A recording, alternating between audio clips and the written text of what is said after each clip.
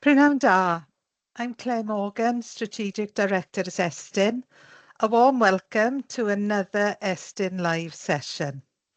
Today's focus is the important topic of transition and pupil progression.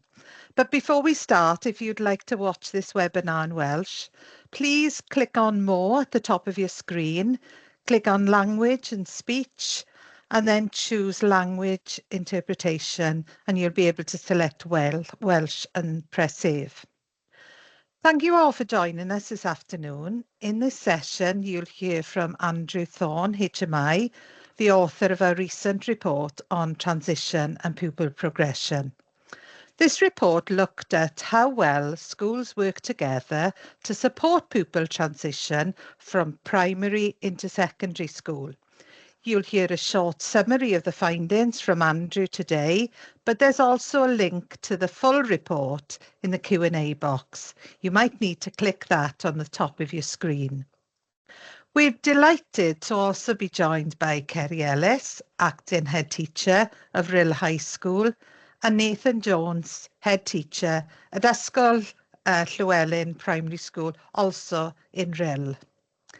These schools are working together in their cluster to develop transition arrangements that support pupils to make continued progress as they move from Year 6 into Year 7. Many thanks to Kerry and Nathan for joining us this afternoon, and we're really looking forward to hearing more about their work. If you have questions as we go through the Estyn Live this afternoon, please feel free to submit them in the Q&A box, and we'll try our best to answer as many as possible. So let's make a start. I'll hand over to Andrew now, who will share the summary of our main messages from the report. Diolch, Andrew.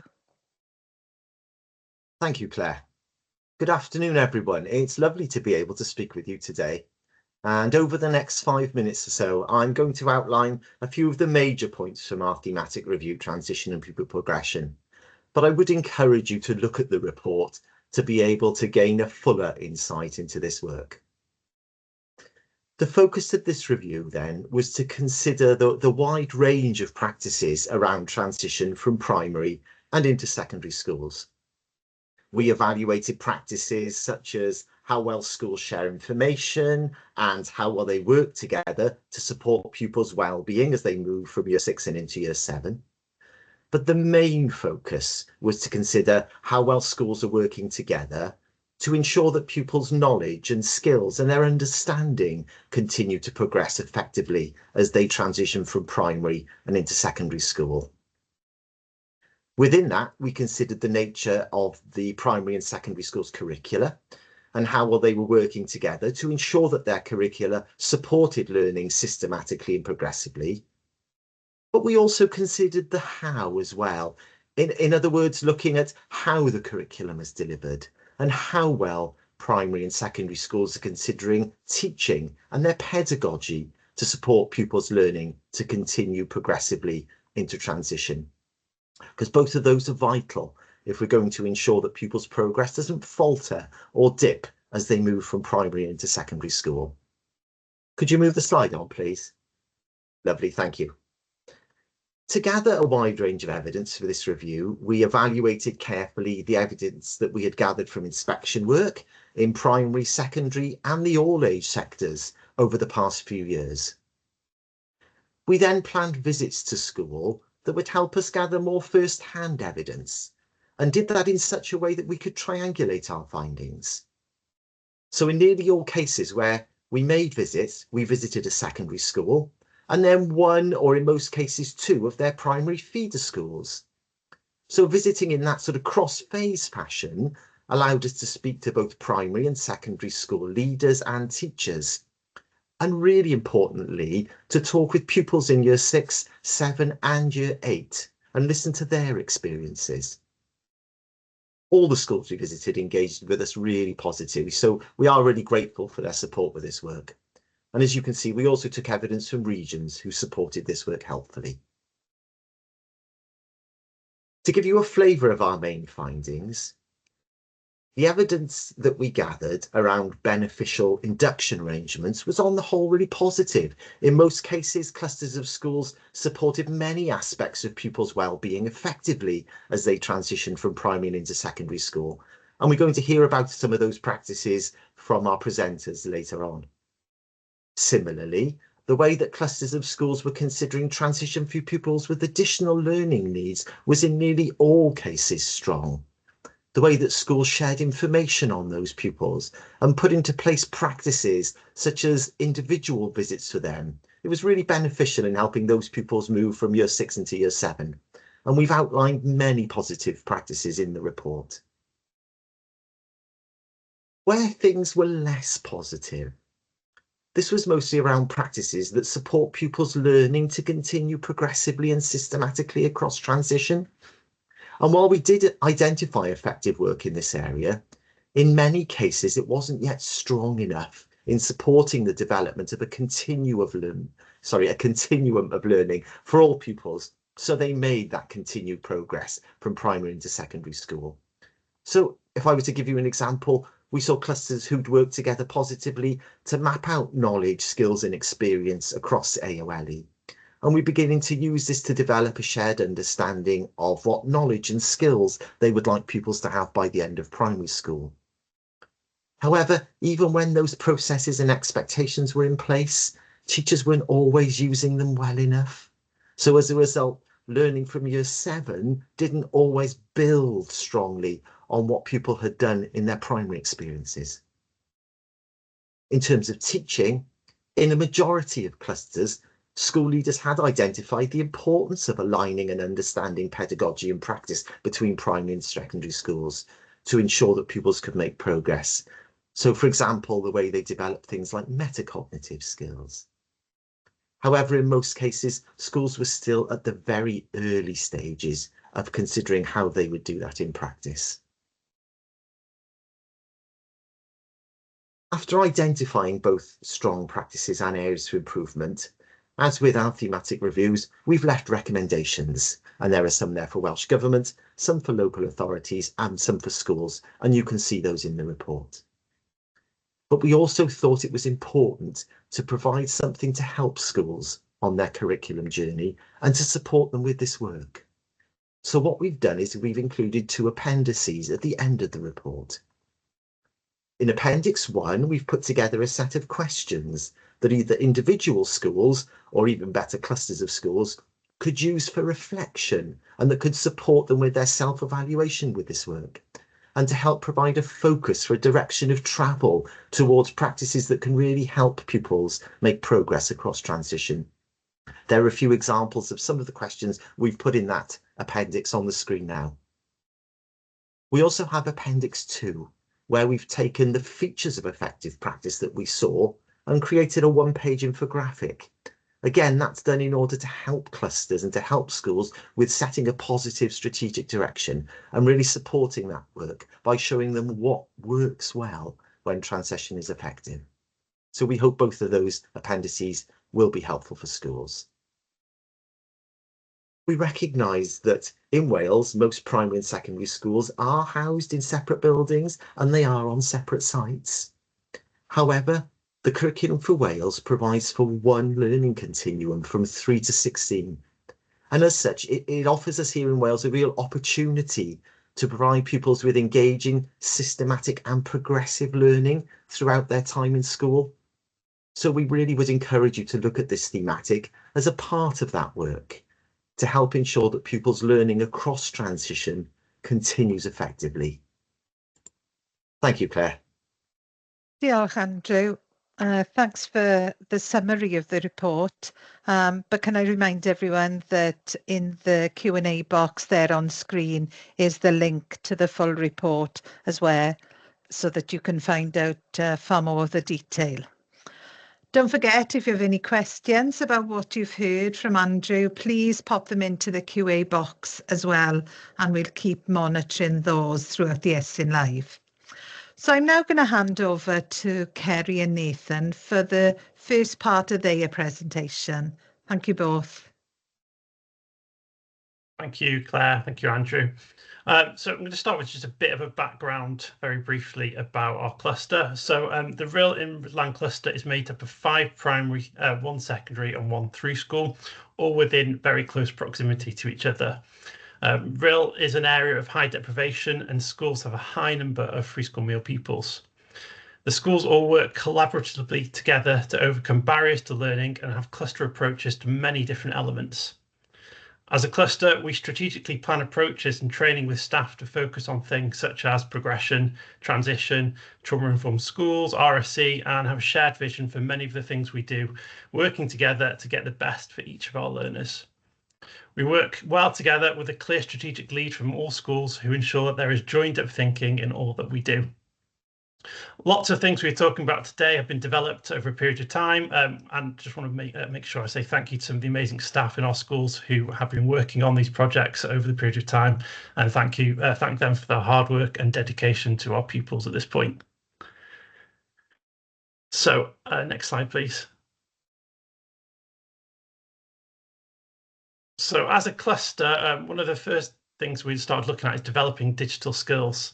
And the DCF leads work together to support the transition of those digital skills from year 6 to 7, but also to develop the consistent progression of skills across the progression steps and beyond. The group worked as a cluster with both secondary schools and all feeder primary schools, and there was an emphasis on teaching and learning so that when pupils moved to year 7, they had all common skill experiences in both the use of software, different coding kits, and even though the topic context might be different from each school, the skills were the same. Working together, they co-constructed supportive teaching plans and resources for the computational thinking and producing strands of DCF, which were then shared with all the schools to facilitate pupils having those common skill learning experiences across the cluster. The cluster worked together to develop a list of non-negotiable skills for all the primary schools to follow and for them to be built upon once they'd entered year 7. These DCF cluster leads met every half term and used to identify common training needs across areas of the DCF to develop and strengthen. They supported individual skills within areas of the DCF that were not a strength and organised different cluster challenges for different progression steps and provided opportunities for those to be developed. There was a real emphasis on providing cluster training for staff in the use of software and the development of skills. We looked particularly at using tools that everyone could access, so using things on Hub, and we looked particularly at using tools that, such as Adobe Creative Cloud suite of tools and developing those skills. They also conducted peer monitoring activities of DCF within each other's schools while celebrating each school's successes and achievements and visited to observe good practice across them. Next slide, please. Following the success of this DCF group, the cluster also identified other opportunities to work holistically and collectively in order to ensure a consistent approach and to develop progression across our schools. We followed a similar approach, and leaders and practitioners across the primary and secondary schools met every half term to develop common approaches and to discuss and overcome barriers to delivering RSE, whilst ensuring a shared understanding of progression. All the schools became aware of what each other were teaching, and pupils' learning began to develop more systematically. Staff across the schools attended training delivered by our local authority and through using specific schemes to ensure a consistent approach and to create much more confidence with staff when delivering it. And our next step on this is to look at the approaches used and to sort of map out the progression to make sure it is consistent. Another approach to look at this was developing pupils' independent learning skills and metacognition. Following whole cluster training, again, we worked together to develop pupils' independent learning skills and strategies, particularly in primary, before moving on to independent learning lesson skills in secondary, developing metacognition. This joined up thinking is working on developing those pupils' resilient skills. So these groups and projects have enabled learners to develop key progressive skills across the transition points, allowed staff and leaders to know, what's happened previously and build on the existing foundations which they've had. I think we're going to pause there for some questions. Thanks very much, Nathan. That was really interesting, and I'm sure there are lots of questions coming through on screen. But I just wondered, in relation to the work you've been doing on the DCF, whether you could tell us a little more about the impact of this work on pupils' learning, progress and skills. Yeah, absolutely. Yeah, we've seen a real increase in pupils' learning and skills, and I also want to mention teacher skills as well. There's been many further opportunities for pupils to access new software and skills. They've been able to apply these skills across the curriculum in different contexts. You talk to pupils, they're much more confident in discussing the things that they've been learning, and those skills have been progressively taught from the primary up to the secondary school. Thank you. Yeah, I think it's helped, hasn't it, Nathan? And, as we've been able to identify on entry then into year 7, what are the common skills that we want to develop and strengthen? And it's helped to have a collaborative approach within secondary, where our DCF lead is able to offer sort of support and staff to training on developing those DCF skills across the AOLEs, and we've also embedded into our learning walk process, where pupils do some peer monitoring of the DCF skills. Thank you. Thanks both. I can see Andrew looks as if he's itching now to ask another question. You're on mute, Andrew. Claire. You seem to be doing a lot now together as a cluster. Has there been any wider impact of this sort of cluster working? Sorry, Nathan. Yeah. I think the teachers are definitely more confident in what they're teaching. They've got a much firmer understanding of the progression and the previous skills which are being taught. We speak to all our cluster heads and staff all the time, and they really do feel a lot more confident knowing what has been taught previously, so they can build upon those skills, and that's been really impactful. There are further plans to develop this now, look at progression across other AOLEs, and we've started that work as a cluster.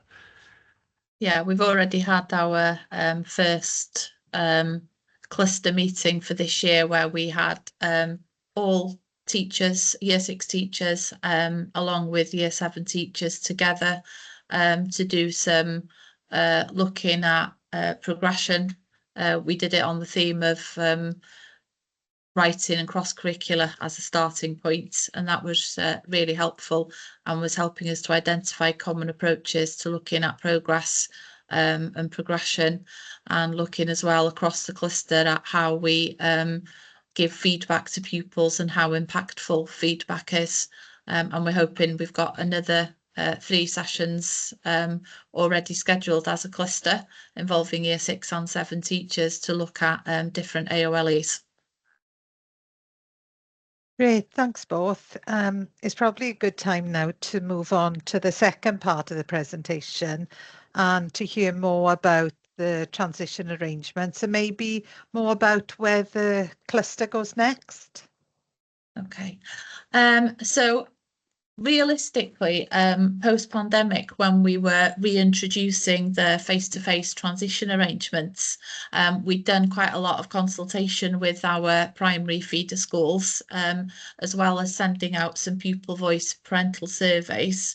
And as a result of that, in the Real Cluster and in Real High, we've extended our transition days to now a transition week.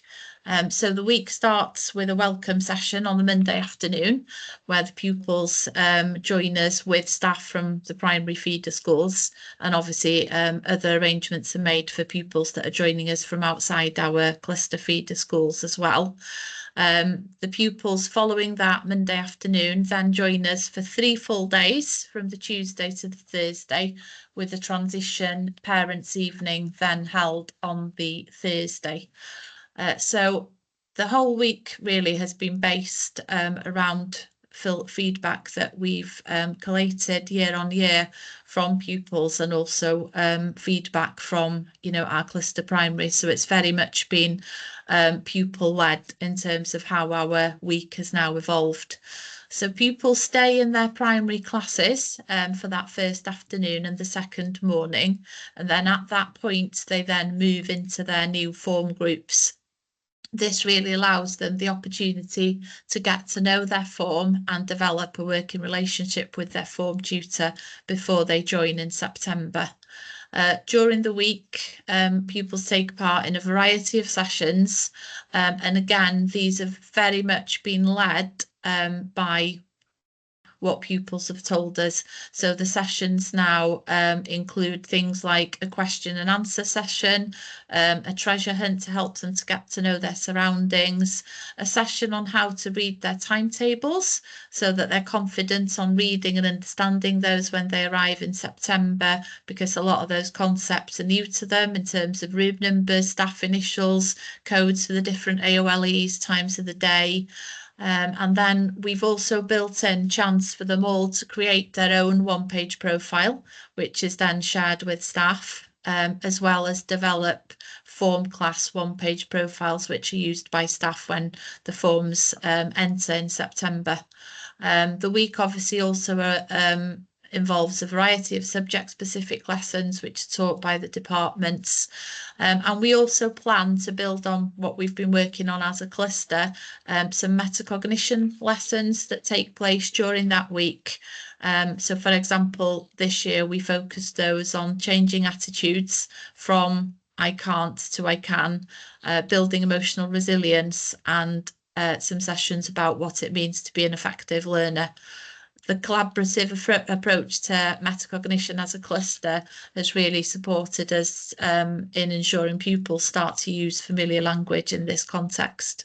And then the final day involves all of the pupils going to the beach for a morning to take part in team building activities, and the afternoon ends with a celebration assembly. Throughout the week, pupils are given stickers by staff for positive behaviours which reflect our school vision, linked to the 4 core purposes and linked to good, happy, healthy and brave. And during the celebration assembly, we reflect on the week and give out positive recognition. And then the Year 6 pupils, when they leave us, are invited back then to attend the summer school with us for 3 weeks, which takes place during the first 3 weeks of the summer holiday. Our transition model is very much based on collaboration and working closely and communicating with our cluster schools, and also the individual schools where pupils will be joining us from outside the cluster. We have a really well embedded process for information sharing between Year 6 and Year 7, which has evolved and developed within the cluster over the last few years. We schedule a series of meetings that start in the March and meet separately with each primary school, but within that we now have a separate meeting with each key individual from primary schools to discuss additional learning needs, children looked after, young carers, attendance, safeguarding and medical needs, and that's in obviously addition to the meetings we have with Year 6 class teachers. While this is a time commitment, as a school and cluster, we've really committed to making this possible and can absolutely see the benefits this level of communication and planning brings in terms of the success of the transition and how well pupils adapt and settle in when they join us in September. One of the things we've done, which we found to be really successful, was establish a transition email group from the March to regularly share information with parents and carers of the pupils that are due to join us. And this email is also a method of direct communication for parents with us with any questions or queries. And again, following feedback, we've kept that open until the end of the September, when they start with us in Year 7, until parents become confident and familiar with our own communication systems that are available to them then. We have termly transition cluster meetings with staff from feeder schools, and these have really supported developing effective information sharing systems and developing how our transition week is run, but also has become an opportunity really to discuss teaching and learning in relation to progress. I think at that point we might take another couple of questions. Great. Thanks very much, Kerry. That's really interesting. You mentioned feedback from parents and pupils, and I wonder whether there's any specific feedback you could share with us, and maybe tell us a little bit about what difference these arrangements have made? Yeah, I think we've sort of obviously recognised, like everyone else, that it is, you know, a really big step to transition from a primary school, especially to, you know, a very large setting. So, you know, feedback from pupils has been about they didn't necessarily just want to attend lessons during transition week. They wanted a lot more opportunity to ask questions, to familiarise themselves with the school setting, the structures, the routines, the expectations, the processes. So we've really adapted the week based on that. But we've also found, in terms of positive outcomes, that it has supported parents and carers to become a lot less anxious, to feel well informed. It's supported us in developing really positive working relationships with them from the outset, and given them a lot more channels of communication with us. And we feel the pupils are more confident arriving here in September. Generally speaking, there is evidence to suggest that attendance in year 7 has improved, with pupils becoming less anxious, feeling more confident, knowing the support avenues that are available to them prior to starting here. I think they've been some of the key benefits, haven't they, Nathan, from our perspective? Yeah, and we organise it in sort of the first week of July, so it gives those pupils a couple of weeks to come back to primary. But then, you know, if they've got more questions, we can ask them. You know, we make sure those links are there between the schools, and we know it's a big step sometimes from primary to secondary, and you know that week helps reduce that step massively. They come back more confident, they're excited, and it gives them a really good grounding to start in September fresh straight away, knowing what they're doing, what the expectations are, and it just removes a lot of the worries and the barriers for them. Thank you both. Andrew, you got a question there? Yeah, a couple actually. I know you touched on briefly before a little bit about sort of where you're going next. So I don't know if you want to sort of maybe unpack a little bit more about where you're going next with the working as a cluster, but also I'd be interested as leaders. There's a big commitment here, isn't there? Is it difficult to organise and arrange all that work? Absolutely not. I think we're all committed to wanting to make sure that we get the best for each of our learners. And, you know, there's a clear commitment from every school in our cluster to give the time, to allow staff the opportunity to work together. And, you know, it helps their professional development as well. We briefly touched on the fact before that we're working together with staff to look at progression in writing. So we've just done that. We're now going to look at science and technology, Cymraeg, maths and numeracy. And we're doing that from nursery all the way up to year 7. So staff are all getting together to look at the progression in these areas and subjects. And, you know, it's been really impactful so far. The feedback we've had has been really, really beneficial. I think we've developed a common sort of Rill and Rutherland learning community, haven't we, which we've all adopted, and it's given us a lot of strength in terms of the focus that we've taken in curriculum development, curriculum delivery, and really supported our approach to our curriculum to make sure there's consistency. Great. I'm conscious of time, and we've tried to cover lots of the questions that are coming through, but I wonder, we've got about a minute left. I'll ask, we've had quite a few questions about monitoring and evaluation. So I wonder whether you could give us maybe a brief answer about how you're monitoring and evaluating all of this work. Yeah, so you know, we regularly meet as a cluster at least every half term, but we talk much more often than that as well. You know, we have got a real relationship with all of the schools together because we all face the same common themes, and you know, it's really good to be able to rely on each other, and that's really important. During those meetings, we talk about what's going on, we talk about what's going on in our own schools, and we plan sort of strategically together, reviewing our cluster plan, what are our focuses and what we want to develop on. You know, we regularly listen to feedback from staff. We talk about monitoring, what's coming up, what we can see, what are the common themes, and you know, we try progress and make sure we know where our standards of learners are.